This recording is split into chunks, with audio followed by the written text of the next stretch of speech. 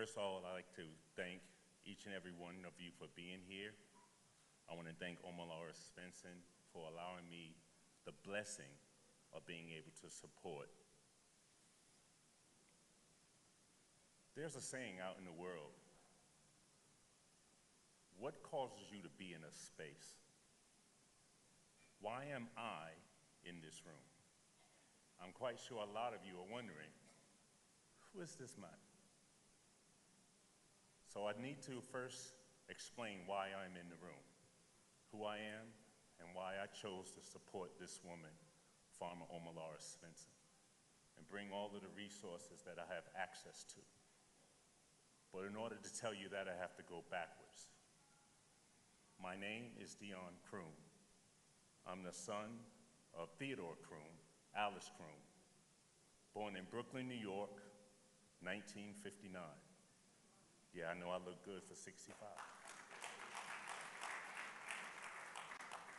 Moved to North Carolina from New York, and I remember my first taste of agriculture from the city to the country, where in the city my mother used to make collard greens because she was from the South. And I remember going to North Carolina from the city where I had never seen a collard green. I wanted to surprise my mother one day, so I thought I would cook her some collard greens. Went to a tobacco field and took tobacco leaves and tried to cook collard greens with tobacco leaves. That was my first access to agriculture. So you can imagine, nobody ate those collards. I'm self-made. At 18 years old, I left the United States in the military and moved to England. From 18 until this day. Okay, sorry. So from that moment on, I've been self-made. I taught myself everything that I'm about to talk to you about. So nobody's going to tell me about self-fulfilling prophecy. What do I mean by that? We are told by others that we're not good enough. We're told that we're stupid. There are a lot of people out in the world who think because of the color of my skin, I don't belong. But we definitely proved them wrong. And NWAPDI is going to prove them wrong. What do I mean by that? I'm in a world of technology. I've been in technology for 45 years. It's not about technology. It's about the application of technology. So let's not get it twisted. Every single one of you can have access to technology and understand it at your level. My mother is 85. She has a son who's in technology, and to this day, she still has a flip phone. Wow, a flip phone. But it's still technology. She can still reach out to her children in the United States, even though it's a flip phone. So where do I go from here? I remember starting out, like I said, in technology, and I had a dream of working with communities. I've always believed in communities. And there's a saying that if you can capture a community, you can change lives. You can't do it on a singular note. Not one person in this room can do it on their own. So forget that notion. Forget that notion. I'm going to tell them to put the slide up in a minute. But I need to let you know why I'm in the room. This woman right here. This crazy woman right here.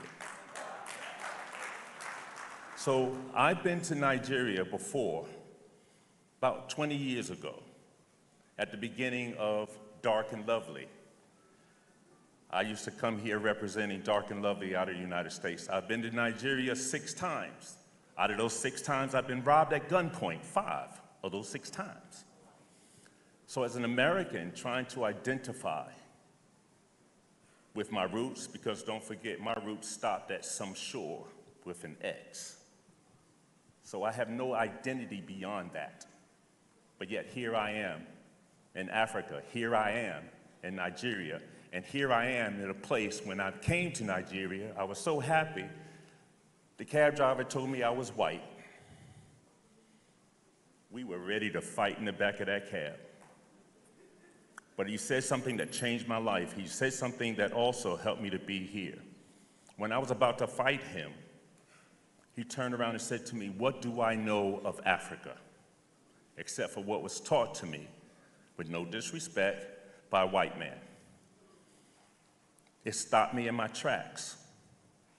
Because you know what? He was right. I knew nothing. And I was staying at the Echo Holiday Inn in Lagos. I went to Balogun Market, I hope I said that right, and I bought local clothing, and I wore it for the 3 weeks that I was in Nigeria, because I wanted to understand. I wanted to understand. I had another one of your great foods, and she's going to kill me if I get this wrong. Okay, wait a minute. Egusi soup. Egusi soup. Thank you. I ate that soup, and Lord have mercy, I thought, whoa. So I left. I went back to the Isle of Man, because I live on a small island, 85,000 people in between England and Ireland. Some call it a tax haven, some call it all kinds of crazy things. But I met this woman there because I was walking down the street and she opened up a Nigerian supermarket in Isle of Man. And I went, oh my Lord, egusi soup. I walked in there, and that's where I met Omolara Svensson for the first time. I had no idea what I was asking for. There's a moral to this story. I had no idea what I was asking for, but she walked me through it. She gave me every single ingredient to make egusi soup. And I've only been here a minute. Give me a chance. I get there.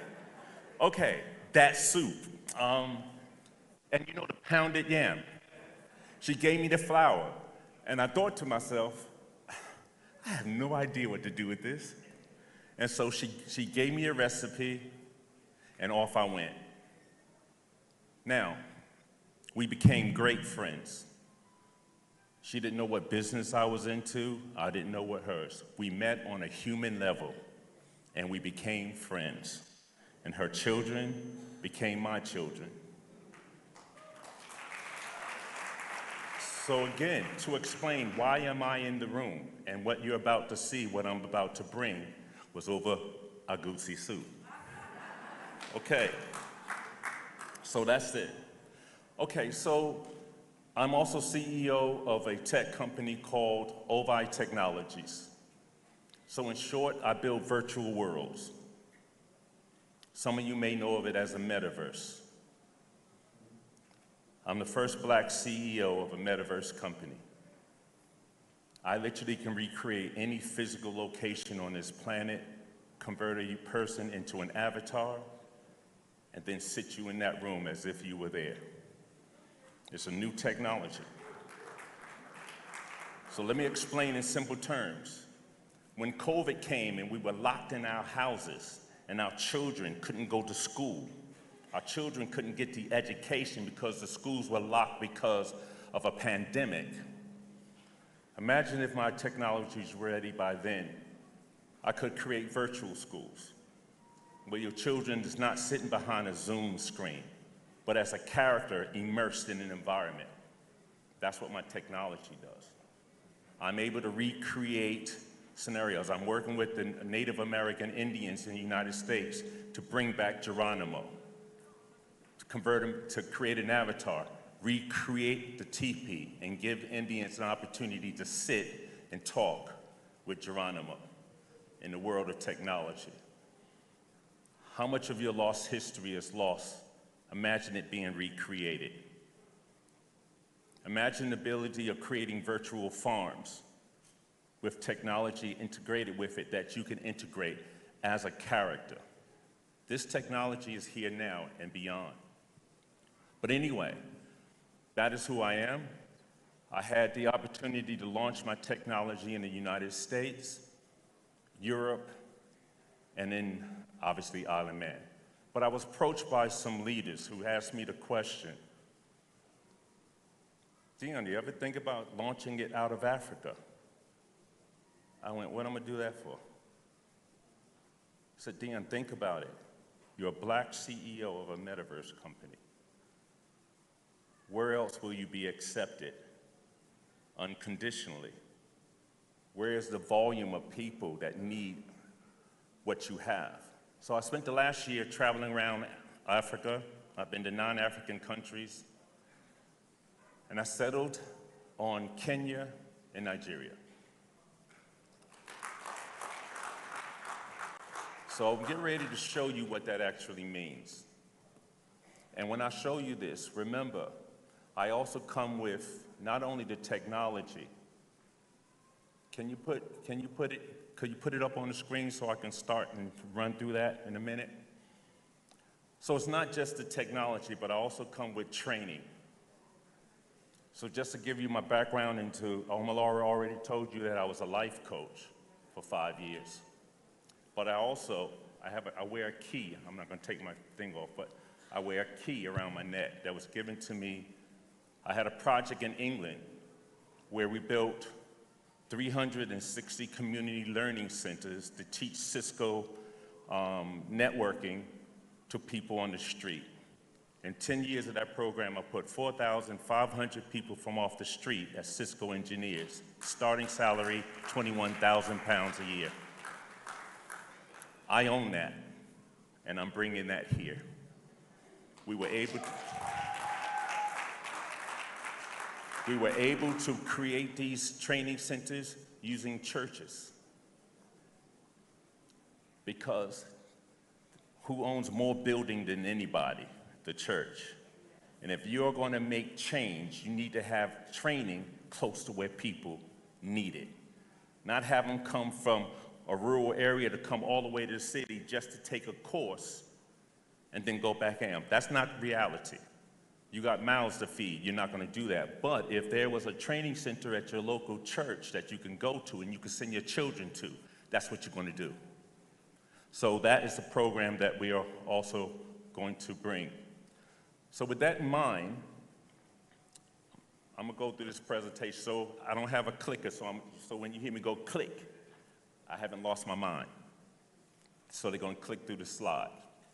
One of the things I learned in all of my travels in technology is how important data is.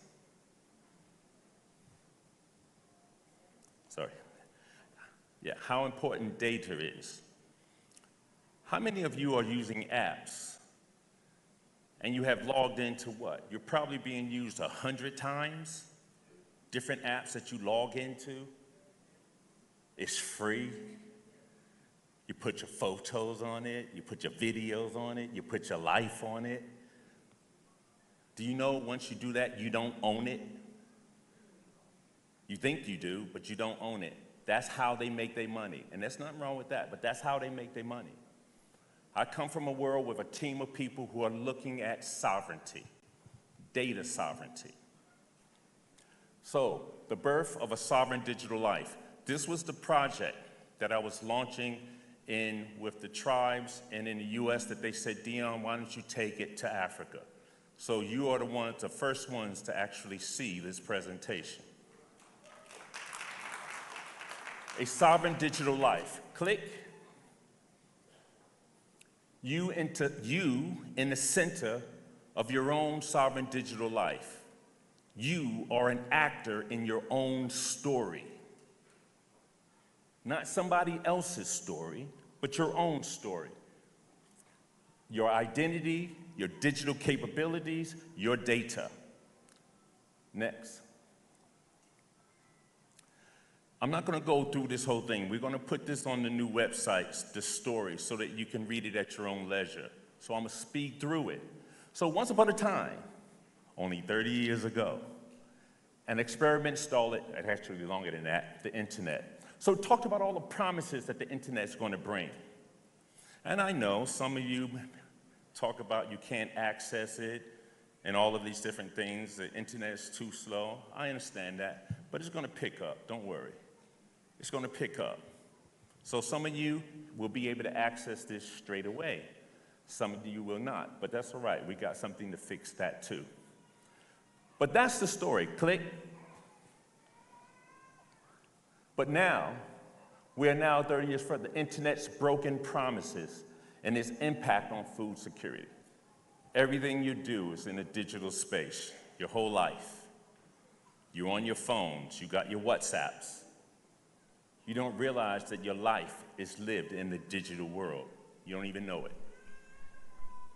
But like I said, its impact. One of the things that says, instead of securing our future, digital platforms now determine the fate of global trade, leaving small farmers and local producers powerless.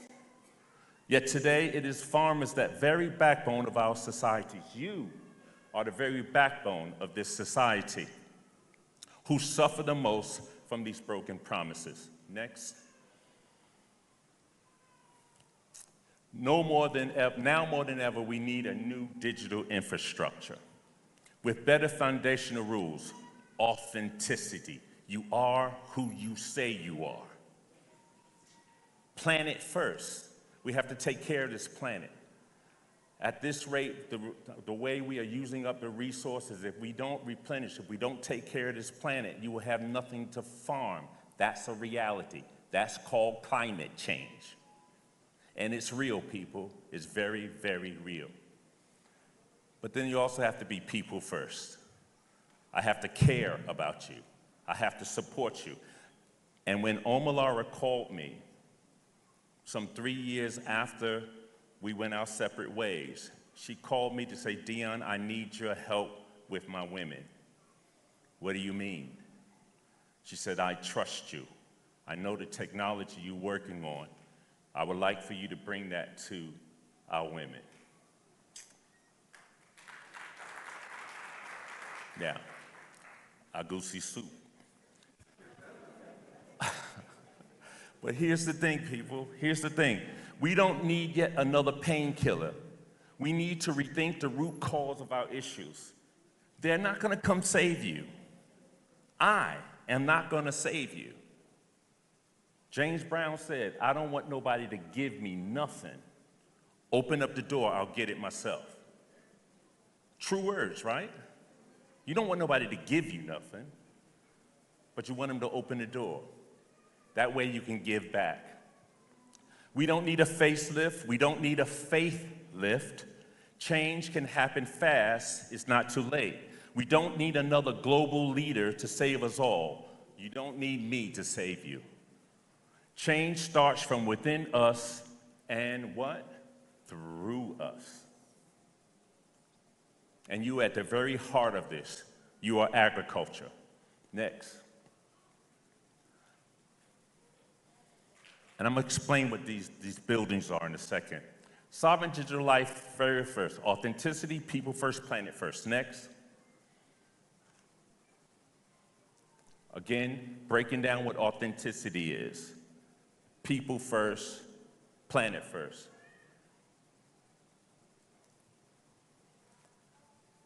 I was going to say something. I think I'll wait. Next. Trying to go through it. So, sovereign digital life, what do we mean? E-agriculture, Web 4.0, Internet 2.0, digital trade zone. From a digitalist perspective, that is what sovereign digital life is. But look who's at the middle. Your digital twin. This is about how do I connect Dion with my digital twin. So as I operate in this digital world, and trust me, every single person in this room is in the digital world. Some of you don't know it yet, but trust me, after the training we bring in, you will all know it. And that's power. Connecting you to your digital twin and securing that digital twin. One of the things we are for patent pending on the ability to connect you biometrically to your digital twin. So the reality is that digital character footprint that you have is verified. So again, you are who you say you are. Next. A digital infrastructure for a digital nation. We intend to make NWAPDI a digital nation. That is what all of this is about. Digital sovereignty is achieved through a distributed network of computers that's owned by the citizens of that digital nation. Those citizens are each and every one of you. Click. Just remind me of the time. Just want to go by. Cool. Next one, please. Next slide, please.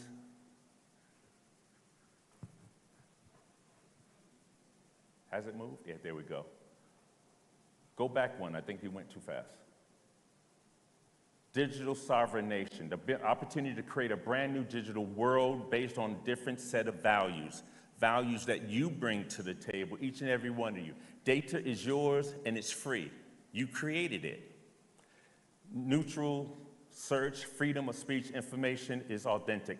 That is, this technology is e-education, e-health, e-commerce, equally available for all and affordable. Next, please. So owned by all of us, built by all of us. Every single person in the room that's involved with NWAPDI will have input into this, no matter how small. Next. How many of you have seen the film Black Panther? Yeah, maybe a lot of you have. I heard that, right? This has been, I was speaking at Davos, at the World Economic Forum in 2024 with an organization called Africa House. The first time Africa was represented at the World Economic Forum.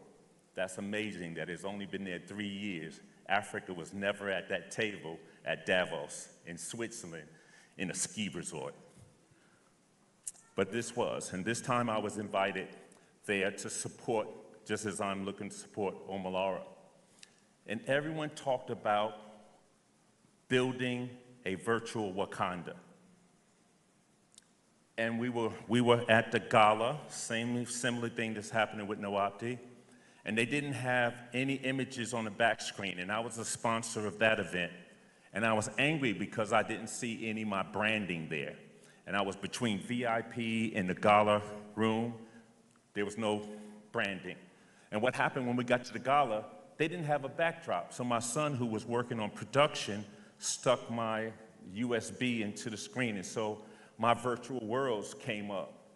Everybody in the room thought that finally someone has actually built a virtual Wakanda. Next slide. So what are you looking at here? Remember I said my technology builds virtual worlds. This is an example of my development team's vision in Africa of a virtual environment. Next one. Notice that it integrates with nature. I'm a strong believer in technology linking with nature. So here's a vision of a virtual world. It'd be nice if this was a place you can live in, wouldn't it? Yeah. I'm gonna tell you in 4 months, you could be sitting in that room, that very room, in about 4 months' time, because I'm integrating this into NWAPDI. Next slide. So you'll be able to design your own type of rooms. Imagine your children with the imagination to create a virtual building, office, having the training, teaching them how to do this. Can you imagine the job creation and creativity? Do you realize that metaverse itself is a multi-billion-dollar industry? And everything you see here has to be created by somebody. I have a team in Serbia, I have a team in Morocco. By the end of this year, I'll have a team in Nigeria. And we will be training you and your children how to build digital assets inside of this. Next slide. So you exist in the physical world and you also exist in the virtual. And remember, this is connected in supporting agriculture. This is next level technology. Next one. Next one. Training academies. Imagine, why use Zoom when your children can go to a virtual classroom on the same computer that they're using to go to Zoom, even on their mobile phone? They'll be able to go to class dressed in local garb and be trained by the best from all over the world right here in Nigeria. Next slide. This is not a fantasy, people. This is built. The technology that backed this cost us $2 million, and you'll be the first ones to use it. Next one, please. Go quickly, time. Environments, being able to design virtual environments. Like I said, 4 months, 5 months, I'll be meeting Omalara sitting on this couch. I want you to imagine what this actually means, because I don't have time to explain all the nitty-gritties, but trust me, I'm here to stay. Plus, that's a gangster right there. I'm scared of her. Next slide, please. Go real quick. So these are environments, some of the environments that can be created. Next one, please. Next one. Next one. But to do that, we have to fix what's potentially broken. Internet 2.0. There's a group of people looking to create a decentralized internet. Next one. Next one, please. Quickly. For most countries, and this is not just the benefit of NWAPDI, this is also the benefit of the country itself. Because here's a fact. For most countries, the internet is GDP negative. If you look at the picture, users in most countries, so we're going to say that's Nigeria on the left, and that's you. All your data is going over here to the rich countries. But you don't realize you are giving away your GDP to other countries. Where is the benefit to Nigeria? This data is all going underground here. Next. Massive data centers. This is where I said you exist 100 times and you are a product super inefficient. Next slide. Right? So this is the progression. Centralized data, Web 1.0, shared data, blockchain, but the new Web 4.0, sovereign data, sovereign and decentralized, secure and private, unlimited, scalable, green, self-healing, cost-effective, and ultra reliable. Next one. And all of this is done with this little box. This little tiny computer generates an internet grid. What does that mean? I was in a project in Dubai with the HBCUs, I always get that wrong, which is historical black colleges in the United States. And this little box has the ability to generate income that would send a young person through university, just by plugging this in to your house. Quickly go through. I just want to go through this fast. Next one. So building a digital infrastructure. So this is about building a digital internet infrastructure within Nigeria, within city, and also in the furthest rural environments. Next. Again, this will be on the website. You'll be able to look at this next. So that little box plugged into your house, you can't put a keyboard on it. You can't do your homework on it. You just turn it on like a light bulb. The energy here is less than a light bulb, but that little box will earn income just for being plugged into the electric socket. Next. I'm go quickly. Next one. This is just the technology that's behind the boxes. Next one. So this is just an example. This little box plugged in your house. So you imagine I'm a rural farmer. I have electricity, but my internet is not so good. But there may be 1,000 people, 10,000 people, 100,000 people in that village. If every single one of them turned on the box, look at the grid that's created. In technology, we call that an intranet. So it literally is building its own intranet because each box connects to each neighbor. It creates a grid. All it takes is Starlink, and I can now electrify an entire rural farm with internet, piggybacking off of these boxes. So don't forget, access to internet is access to information, is access to training, is access to digital markets, right down to rural areas. Next, please. So, become the environmental standard. Quick, next one. Which brings me to agriculture, from farming insecurity to sustainability. First, opportunity. Agri-tech ecosystems, farmer sure, AgriCert equals sovereignty. Quick, next one. For many farmers, farmer sure equals efficiency. Again, remember, it's technology, but it's the application of technology. Imagine soon every farmer will have a platform on a mobile phone that helps them to manage their farming. Access to weather data, access to information about sickness of plants just by pointing your phone at a disease on your crop that you don't understand. Imagine pointing your phone and everything about that, and also how to fix it pops up on your mobile phone. That's powerful. That's powerful. No more waiting for somebody or through the grapevine, see if someone has a cure. You have access to the data, real-time data. That also you can share amongst the community. You heard about Chinese whispers, you tell somebody there, and by the time you get over there, it's changed.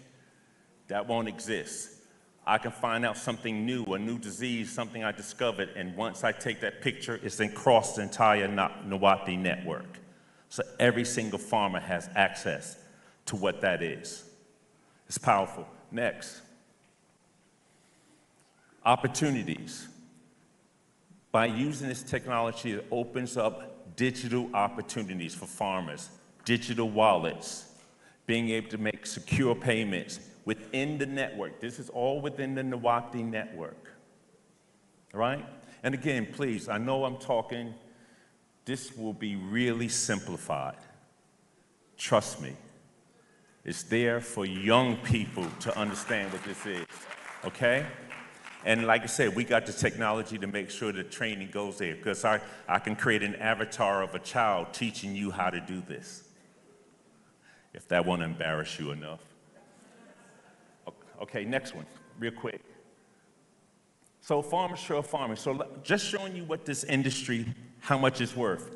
$7.18 billion globally. Just in the software we're now talking about introducing into NWAPDI. Next one. So agro exports needs replacement. I'm not saying the way exports are done now is wrong. I'm not saying that. 5 minutes, okay. I'm not saying that. No one is saying what you have is wrong. We're just saying here is technology to make it more efficient. Quickly, I got 5 minutes, so I'm gonna go quickly. So again, AgriCert.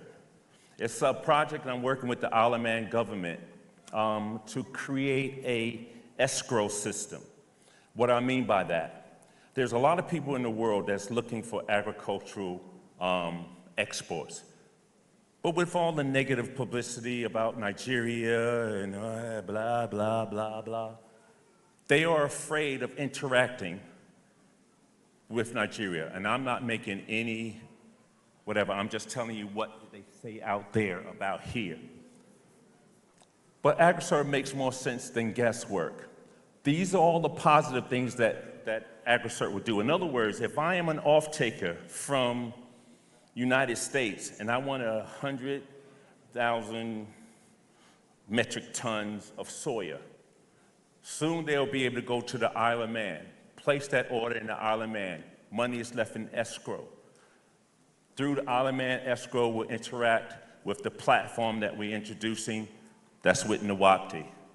So now what happens that off-taker places his order, he will have the app, he can track everything from the seed, fertilizer, and the whole processing of what he ordered down to the export.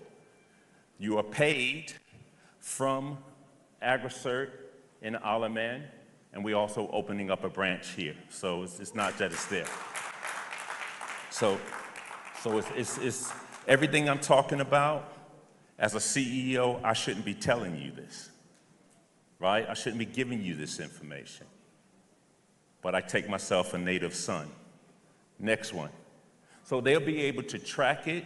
So as you are contracted to produce the order, everything's tracked biometrically. Every person who's touched that crop, all the way to delivery, is a trackable system. So no more guesswork. Everything, down to you being paid in your wallet. When that product hits the export, Isle of Man releases the funds instantly. Everybody paid at the same time that the product is on the water. Sovereign digital life, sustainable growth, sustainable future. Thank you for listening.